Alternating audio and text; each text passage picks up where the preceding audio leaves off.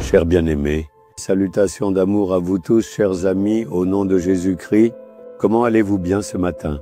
Avez-vous parlé avec le Seigneur ce matin? Probadosai. Avez-vous passé un peu plus de temps assis avec le Seigneur, en silence?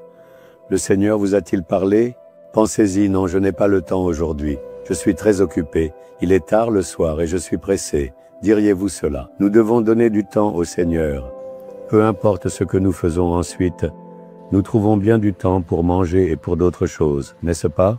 Nous devons prendre au moins un peu de temps pour nous asseoir et parler avec le Seigneur, pour écouter sa parole. C'est seulement ainsi que la bénédiction demeurera dans notre cœur.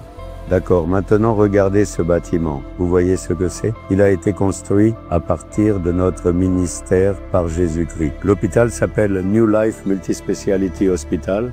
C'est le Seigneur qui nous l'a donné, situé à... C'est ici même que nous venons pour servir. Des soins médicaux de très haute qualité sont offerts aux pauvres à des coûts très réduits et abordables. Chaque vendredi, des camps médicaux gratuits sont organisés et une aide médicale est offerte gratuitement à tous les pauvres qui peuvent venir. C'est une œuvre que le Seigneur a certainement établie. Le Seigneur bénit ici de nombreuses personnes et fait du bien. Gloire soit rendue au Seigneur. Très bien, je suis vraiment heureux de vous parler depuis cet endroit. Maintenant, la parole que le Seigneur dit est celle d'une prière. Aujourd'hui, un homme de Dieu prie pour sa maison, pour sa famille. C'est une prière mentionnée dans la Bible que je vais vous partager dans 2 Samuel chapitre 7 verset 29 de la Bible, qui a parlé « Et par ta bénédiction, la maison de ton serviteur sera bénie éternellement ». David, un homme pieux et dévoué, adresse une belle prière au Seigneur. Dieu a dit à David, « Je te construirai une maison ». Et le Seigneur a accompli cette promesse. Quand le Seigneur construit une maison, imaginez, elle doit être merveilleuse. Il l'a fait pour David. Vous n'avez pas de maison à vous? Vous pensez qu'avoir une maison à soi serait bien? Demandez au Seigneur. Il sait que c'est nécessaire. Tant que nous vivons dans ce monde, une maison est essentielle. Le Seigneur a certainement construit une maison pour David, et c'est alors qu'il a prié, « Seigneur, que la maison de ton serviteur soit bénie à jamais par ta bénédiction. » En effet, qu'est-ce que nous considérons comme une bénédiction pour notre maison? Il faut avoir beaucoup de biens, n'est-ce pas? Un ensemble de canapés, une table à manger, une télévision, une machine à laver, un réfrigérateur. Si la maison est remplie de choses matérielles, est-ce vraiment une bénédiction?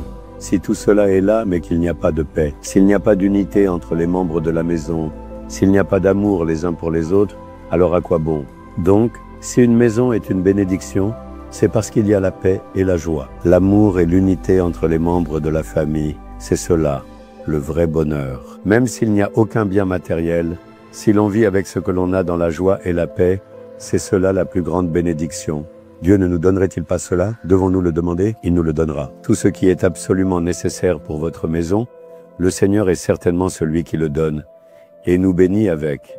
Mais ce qui est le plus important, c'est certainement la bénédiction du Seigneur. Seigneur, que ta bénédiction soit dans notre maison, que ta paix y règne, que ton amour y demeure, que ta sérénité y soit présente, que tes qualités divines soient dans notre foyer et en chacun de nous. Voilà la véritable bénédiction. Y a-t-il la paix dans votre maison? Y a-t-il une unité d'amour entre tous les membres de votre famille? Ressentons une tranquillité en entrant dans votre foyer? Même si j'entre dans ta maison, puis-je dire que mon endroit le plus heureux est ma famille, ma maison? Peu de gens peuvent dire ça. Ils cherchent toujours à quitter la maison et ils partent aussi tard que possible pour éviter d'y revenir trop tôt. S'il n'y a pas de bénédiction dans votre maison, combien de temps pouvez-vous vivre? Le Seigneur dit, « Je bénirai ta maison. Je bénirai ta famille. » Si vous demandez, le Seigneur apportera un changement dans votre maison. Seigneur, que ta bénédiction vienne dans notre famille, que la paix vienne, que l'unité vienne, que l'amour et l'harmonie règnent. Cette joie doit habiter dans notre maison. Bénissez votre maison, priez pour votre famille, et vous verrez assurément un changement. Sinon, difficilement, rien ne s'accorde. Difficilement, rien ne fonctionne ensemble. Vous pensez que ce sont trop de problèmes, mais pour autant, ce démon ne supporte pas de nous voir heureux, n'est-ce pas? Il continue de perturber notre famille. Alors, votre prière seule peut nous en protéger et nous en délivrer. Priez chaque jour avec intention, en pensant à votre famille. Chantez des cantiques et louez pendant 20 minutes, puis priez. Vous verrez un changement merveilleux dans votre maison. Maintenant, il faut prier comme David. Seigneur, peu importe comment cela a été jusqu'à présent, à partir d'aujourd'hui, que notre maison et notre famille soient bénies par ta bénédiction. Nous t'appartenons. Notre maison t'appartient entièrement, bénis-la Seigneur. Est-ce que vous priez ainsi? Prions avec conviction.